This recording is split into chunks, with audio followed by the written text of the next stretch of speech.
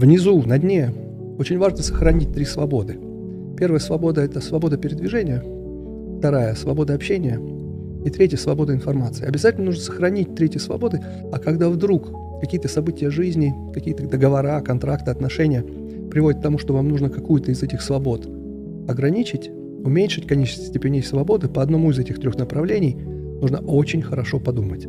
Постарайтесь сохранить вот эти 3 степени свободы. Свобода передвижения, свобода общения и свобода информации.